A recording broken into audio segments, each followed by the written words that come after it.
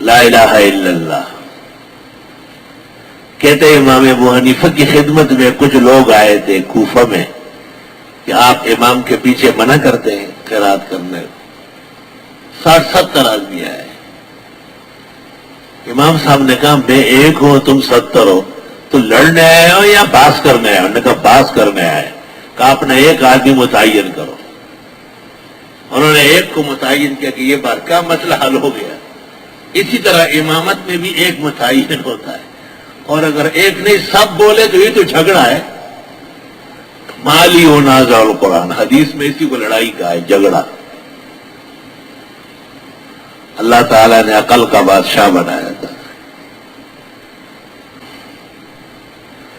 امام الاولیاء عبد الوہاب الشعرانی اپنی کتاب المیزان جلد اول صفحہ 114 پر لکھتے ہیں صلاۃ الحنفیہ صلاۃ الکاملین لأن الكامل يستطيع أن يتوقف ويستمع وينصت.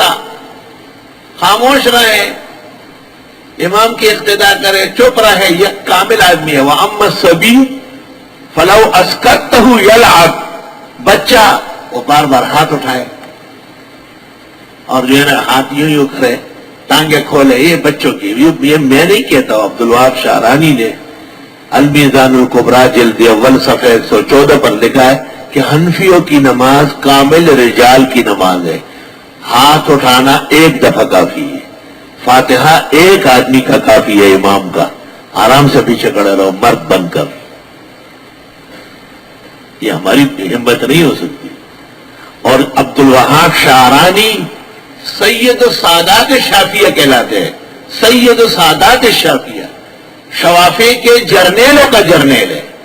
اور وہ کہتے ہیں صلاۃ الحنفیہ صلاۃ الکاملین، ایک دفعہ رفع یدین تکبیر تحریمہ، دوبارہ بار بار نہیں. اور بچے کیا کرتے ہیں؟ وہ کہتے ہیں کہ اصل میں انسان کی دو حالتیں ہیں، کبھی عمر کم ہوتی ہے عقل بہت ہوتی ہے، کبھی عمر بہت زیادہ ہوتی ہے عقل نہیں پوری ہوتی. تو فرمایا جو بے عقل ہے ان کو کہا گیا کہ تم امام کے پیچھے پڑے رہو اور بار بار ہاتھ اٹھاؤ تاکہ کوئی اور کام نہ کرے نا. اور جو کامل و اکمل تھے پھر فرماتے ابو حنیفہ سے اکمل کون امام ہوگا؟ سبحان اللہ. میں نے یہ جگہ حضرت مولانا محمد امین اکاڑا مرحوم کو دی تھی، فوڈ اسٹیٹ کرا کے. حضرت بڑی دیر تک بیٹھے رہے، خوش تھے، بہت باغ و بہار ہو گئے. آئے ہائے زمین کھا گئی آسماں کیسے کیسے. اور دوسری وہ جگہ حضرت کو دی تھی اسی کتاب میں سے. وہ فرماتے ہیں میں امام ابو حنیفہ کے مناقب لکھ رہا تھا، کرامات، فیوز، برکات. تو ایک آدمی میرے پاس آیا، مجھے کہا انت تکتب لہذا الامام ہؤلاء المناقب وكان الرازي يقول فيه كذا والغزالی يقول فيه كذا.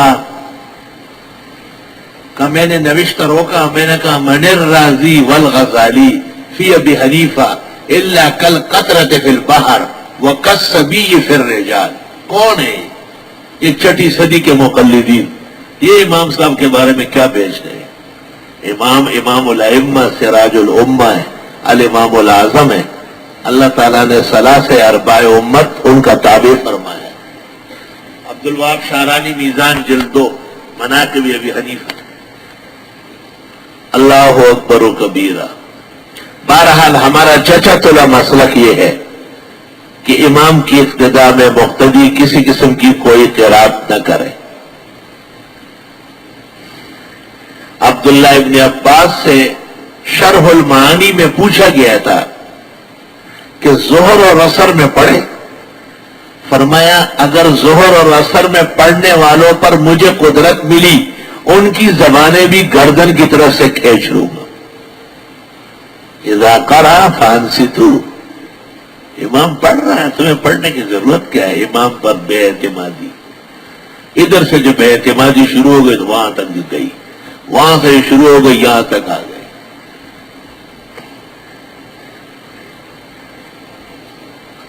تفصیلات کے لیے امام الحسن مولانا انور شاہ کی کتاب ہے فصل الخطاب، استاد مکرم حضرت بن نوری کی فصل الختام فی عدم جواز القراءۃ للماموم خلف الامام، اور محقق الاثر امام ہؤلاء الدیور والآثار مرشدنا الشیخ مولانا سرفراز خان صفدر رحمہ اللہ تعالی کی کتاب احسن الکلام، جو بہت بڑی کتاب ہے اور اس جیسی کتاب موجودہ امت کے پاس موجود نہیں ہے. بہت تفصیلی کتاب ہے، زندگی بھر اس پر لکھتے رہے.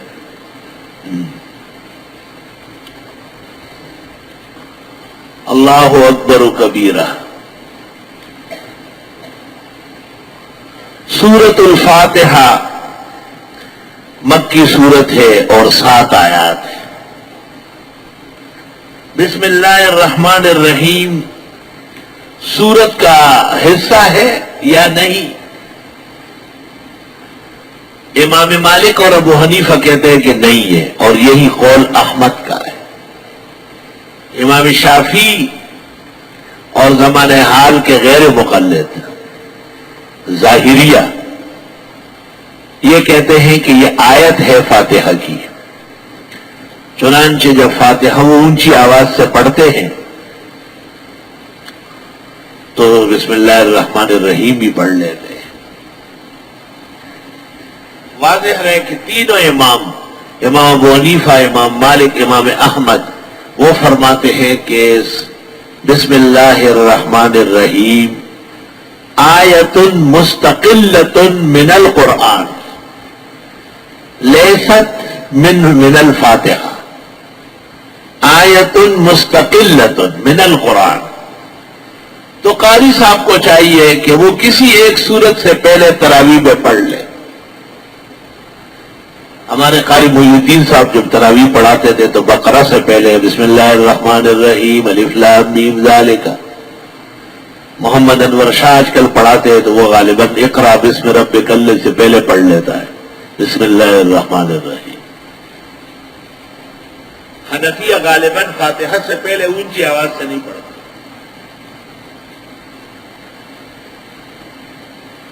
ترمذی شریف میں عبداللہ ابن مغفل صحابی کی روایت ہے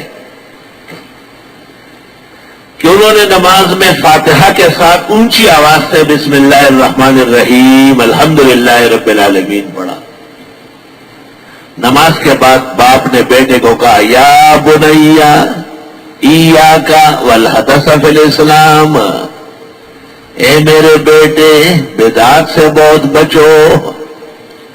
صحابہ کرام کو بدعات سے بڑی نفرت تھی. انی صلیت خلف رسول اللہ صلی اللہ علیہ وسلم وخلف ابی بکر وخلف عمر وخلف عثمان ما سمعت احدا قرأ بهذا. میں نے رسول اکرم صلی اللہ علیہ وسلم کے پیچھے نمازیں پڑھی، ان کے بعد ابو بکر صدیق کے پیچھے پڑھی، ان کے بعد حضرت عمر کی اقتداء میں پڑھی، پھر حضرت عثمان کی اقتداء میں پڑھتے رہے. ان میں سے ایک نے بھی فاتحہ سے پہلے اونچی آواز سے بسم اللہ نہیں پڑھی.